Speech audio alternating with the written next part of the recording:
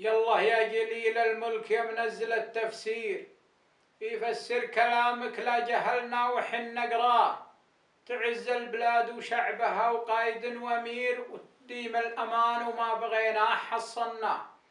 شوفوا حولنا وشلون تضرب ضحى وعصير، صواريخ لا ترحم ضعيف ولا تدرى، بسبب ذا المشاكل كلها الجهل والتكفير. يقول الله اشكر من شكر نعمتي زدناه، وحنا بلدنا غير واللي سوانا غير، نعين الضعيف ومنهج الشرع طبقناه، وحنا بشر نغلط ولا نضمن التقصير، ونرجع ونستغفر الرب ولا ننساه. شعب المملكة مهما حصل ما يصير صغير، كما الضلع يتعب من يفكر يبي يرقاه، وظروف الزمان تخلي الرجل كانه بعير يشيل الحمول ويعرف الدرب في ممشاه. والشباب الوطن لحتقتهم حط خطة سير، وتلقى رجال ابن رجال عيال دهاه، وتبون الصحيح اللي عملها الملك توفير، وحنا عياله لا توفر عطانيه. سلامتكم.